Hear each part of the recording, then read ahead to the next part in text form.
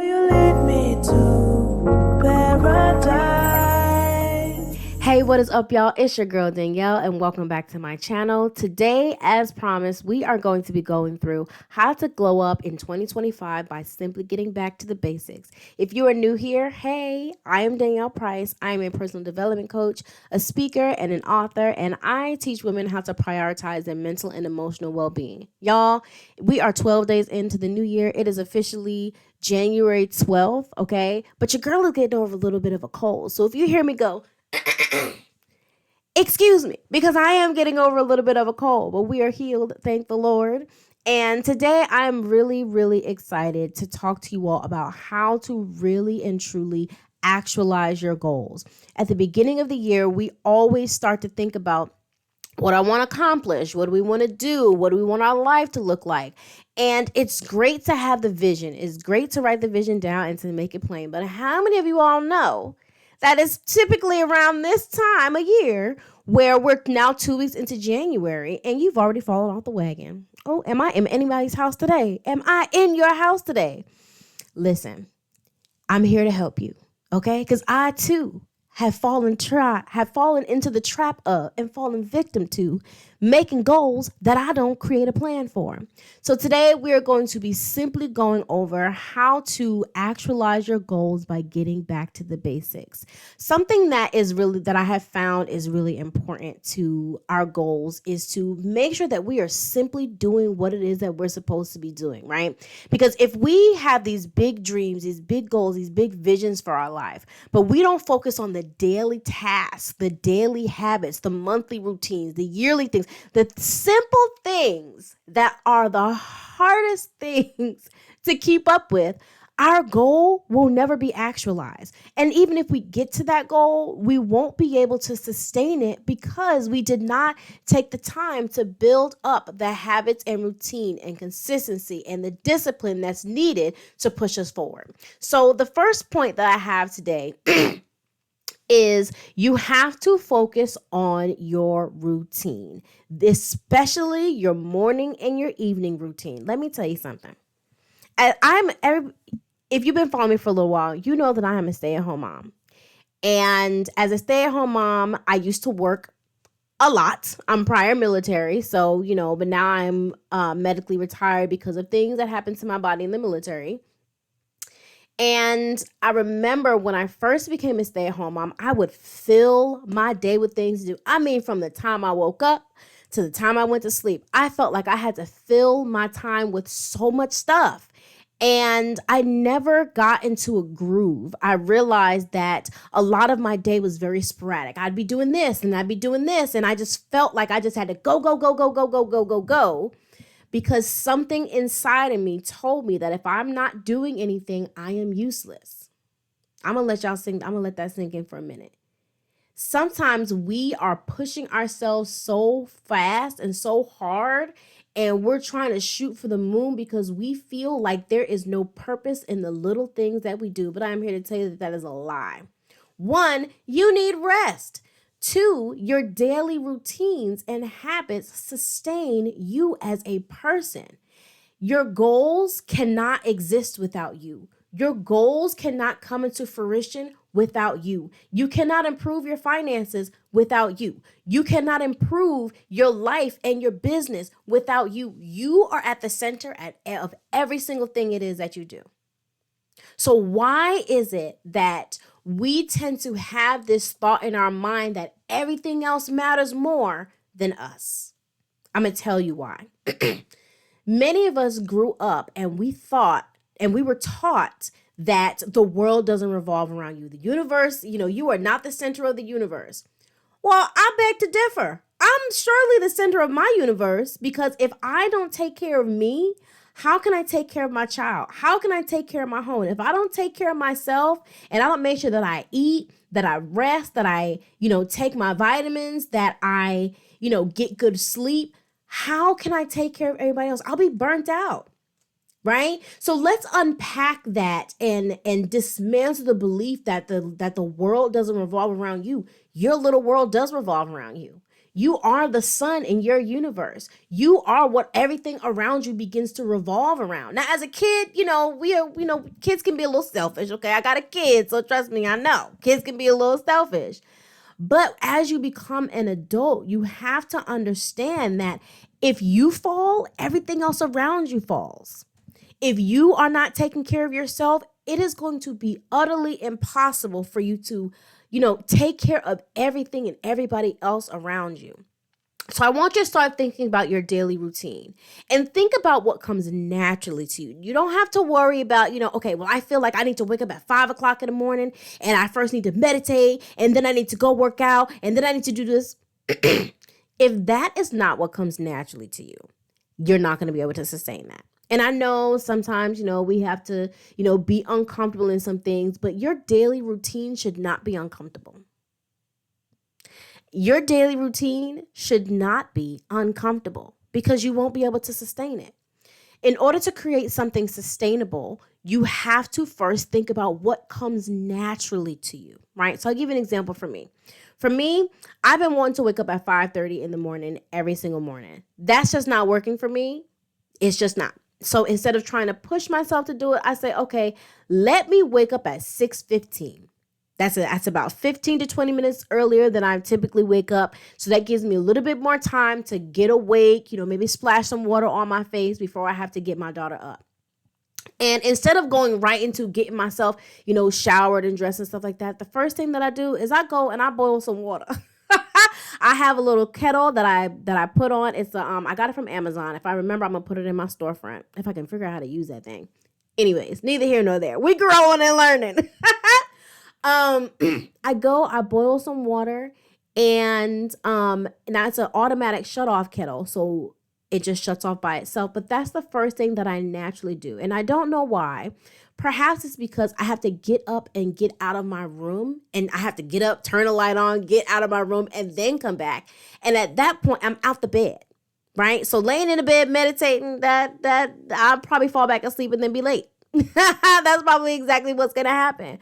But making sure that I get up, walk to the other side of my house to prepare water for my coffee and my daughter's oatmeal in the morning. That is just what comes naturally to me. Then what do? I go into my daughter's room. I wake her up if she's not already in my bed, because sometimes she already be in my bed. And then I get her dressed. And I remember I used to want to hurry up and go work out right after I dropped her off at school. But I realized that that just wasn't working for me. As a matter of fact, I was less likely to go work out because I was planning on going to work out right after dropping her off and it didn't work out and I was beating myself up about it.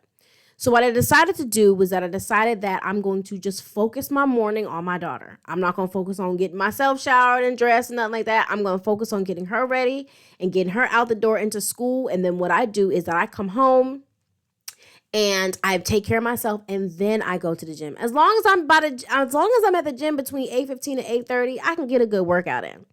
Now that is my morning routine. When I come back, depending on what I have going off the day, I may have a meeting, I may have an event that day, I may have to shoot content. Now that block of my day really just depends on what it is that I have going on. So what I do is I do sit down probably the night before or, before I go to the gym, and I write down the things it is that I need to get done for that day. You can't be piling on a whole bunch of things onto your list now, okay? Especially for y'all who, work from home, or you're a stay-at-home mom, or, you're retired. Stop piling all this stuff onto your plate, honey. Okay, you're retired for a reason. You stay at home for a reason. Trust me, them dishes ain't going nowhere. Trust me, dinner will get made. But you have to ensure that you are taking care of yourself and you have some type of routine. So just think about, 2 or 3 things that you want to get done for the day. And now that I think about it, the days where I was like doing the laundry and doing dishes and doing the grocery shopping, that's abnormal. Like, that should not be happening all in one day. When you think about the mental and emotional and physical toll that it takes to do all of that stuff, and then you still got to cook dinner and you still got to work out and you still got to eat, like, come on. I hope y'all are hearing me. So as you are building your routine, especially in the morning, think about what comes naturally to you. I have some notes here, so if it looks like I'm looking away, That's what I'm doing. Now, the next thing that I will say is that if you have a hard time creating your own routine, what I suggest that you do, and I said this in one of my other videos, so I'm not going to touch on this too much, make sure you check that one out, is that type out exactly or write out exactly what it is that you want, where you want to see yourself next year. And then write, and I mean be specific. Talk about your height. Not your height. Talk about your weight, the amount of money that you want to have, the life that you want to live. Like, be very specific. And then what I did was that I put a synopsis of that in ChatGPT, and I asked for it to make me a daily routine that considered the things that I have going on in my life, as well as where it is that I want to be in my life. And what I did was that I took what ChatGPT spit out, and I went ahead and I tweaked it, and now it's posted on my wall. So that's something that you can do if you are having a hard time just pulling it off the top of your head. Honey, go ahead and do that, okay? But like I said, make sure you build one that flows. Tweak it, tweak the times. If you need a little extra time for something, you need a little less time for something, or you just don't want to do something, tweak it. Okay. And consider how your day flows naturally. Consider all the things that you have going on in your life. Don't try to make things uncomfortable. Okay. We're trying to build consistency and discipline. And discipline and consistency are already hard to build. So why make it any more difficult than it has to be? I don't care what anybody says. Yes, you can in fact grow in discomfort, but why would you want to? Everything else in your life is difficult already. Not everything else, but you know what I mean. A lot of other things in your life are already difficult. Why would you make something that's supposed to make you feel good and prepare you for the day even more difficult? All right. So the next thing that I want to talk about is creating systems and processes. Okay. So every business and good organization has standard operating procedures, right? It's a specific way that they do things. It's the standard, right? And the same way that we have it in business or in an organization to help things run efficiently and effectively, you should have standard operating procedures in your life as well, right? So I'll give you an example. So when I was in the military, one of the standards that we had was that something very simple. The refrigerator needed to be cleaned out every single week. Okay, because you leave it and it's in the break room, and then people left food from 3 weeks ago and it's still in there rotting. Okay. So this was a standard, right? It was the standard. It needs to be cleaned out. We have a checklist and it needs to be signed off. Well, I realized that I was a leader at the time at the place that I'm talking about. I realized that people just kept forgetting about it. So what did I do? And I found that there were a bunch of other things that they just kept forgetting about. So here's what I did. Not only did I create a checklist, but I created a go-to guide for what needs to happen, right? So I don't really want to go too in depth, but what I did was I created a place for people to go and have a sheet to walk around in to make sure that they did all of the chores for the day and for the week. And so I say that to say you need to kind of have like a checkpoint for yourself for certain things, right? So if you know that you got meat that's going to expire, right? You may need to create a menu for the week to make sure. Sorry, y'all know I'm getting over a cold. So if I'm wiping my nose, child, that's why. You may need to create a menu for the week so that you are, cognizant of the food it is that you need to eat so that you're not wasting your food and you're not wasting your money. Same thing with your finances. There may be something that, you need to be putting money away for, but if you don't see it, if you don't have something tangible in front of you telling you, hey, on the 3rd of every month, this is what you need to do, you might forget, right? I remember, and this is the last thing I'm gonna share as in terms of having processes in place. I hope this is good for you. I hope you're enjoying this. My daughter, my lovely daughter, whom I love so much, she's 8. I was teaching her how to create her own routine in the morning. I already knew what she did naturally, so all I did was that I posted it up for her so that she could see it, and it was something that I laminated, and until she could do it without holding the paper, I told her, I said, you take this every morning and you check off every single time you do something. Get dressed, check. Brush teeth, check. Get glasses, check. Because there were things that she just kept forgetting. And so I say all this to say that the processes are a part of your routine. The processes and systems and standard practices, standard procedures, standard routines and rituals that you do every day are meant to sustain your routine. And so until you are able to do it without that checklist, until it is second nature to you, have yourself a checkpoint. Write out your to-do list. Write out, okay, when I wake up in the morning, this is what I'm going to do. Okay, in order to do this, I have to do this. In order to do this, I have to do this. Do whatever you got to do to sustain and build a routine.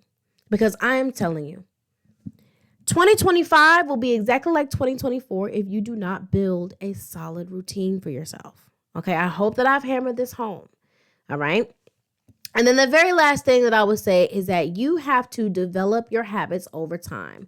Shift really and truly happens in the little things. But before you can make these, big grand changes that you want to see, you really have to focus on the little micro habits, as some people may call them, the little habits every day that are going to help you achieve that goal, right? As you can see, a majority of getting back to the basics is simply doing the things that need to be done and doing it on a consistent basis, right?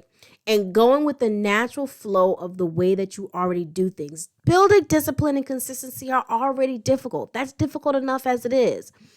Don't try to do so much that you now overwhelm yourself and now you're paralyzed and in anxiety and frustrated, and then you fall off the wagon. And then you're going to find yourself next year in 2026 saying, oh, this is going to be my year, but you didn't do anything in 2025.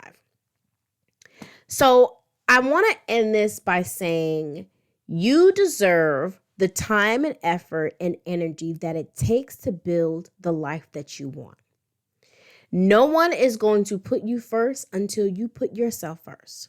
No one is going to take care of you the way that you take care of you. And I know that if you're on my channel, you are a natural giver. You are naturally genuine. You love with your full whole heart. You think about other people before you think about yourself. And I'm going to tell you that that is a beautiful trait. But your life will never be a life that you love if you do not take the time that you give everybody else, if you not take all the energy and effort that you give everybody else and put it on yourself. If you are ready to take the next step in your journey and you're ready to finally prioritize your own personal and emotional, physical, mental well-being, you need to get my book. It's called Becoming Her Again, Reclaim Your Best Self and Never Lose Her Again. This is an interactive workbook that will help you get to the truth of the matter, build healthy habits, and build and rebuild your self-esteem. Let me tell you something. This is an amazing book. And I'm not just saying that because I wrote it, right? It is literally the process that I went through in order to reclaim the woman that God called me to be. It's the process and questions and journal prompts and self-reflection exercises that help me uncover the stuff that I didn't even know existed inside of me. The things that made me put everybody before me. The things that made me feel low when I thought that I was feeling high. Like, come on, y'all. Especially as women, we have got to take better care of ourselves. Because we give all of this time and energy and effort to everybody else. And guess what? We are leaving our families early. Women are dying of heart disease and cancer and strokes because they're not taking care of themselves. And that will not be you. That will not be your story. So like I said, you can click the link down in the description. This is called Becoming Her Again, Reclaim Your Best Self and Never Lose Her Again. It is an interactive workbook. It is a 5-step process that I created. The first step is the truth, where we get to the truth of the matter, because what better place to start than where are you and why? It talks about how to get back to your health and wellness and how to prioritize your physical, mental, emotional, and spiritual well-being and how to make that a priority for yourself. It talks about when was the last time you went to the doctor? Do you have any vitamin deficiencies? Oh, baby, it goes deep.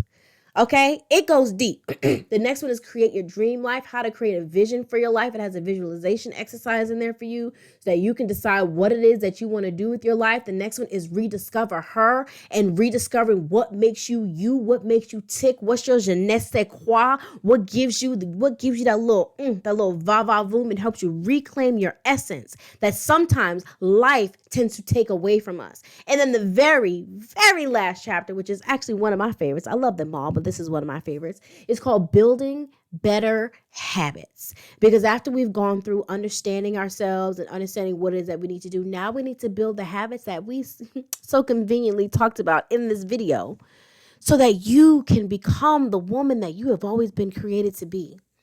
I love y'all. Again, thank you so much for watching. If you like this video, be sure to like, comment, and subscribe. You know you want to, boo. Also, make sure that y'all are following me on Instagram at Pretty Brown and Poppin'. I am so excited. I have so many events coming up. I have, a lot of different classes coming up that I am currently working on. I'm releasing a new book pretty soon, and I'm just really excited. And I'm so happy to have y'all along for the ride.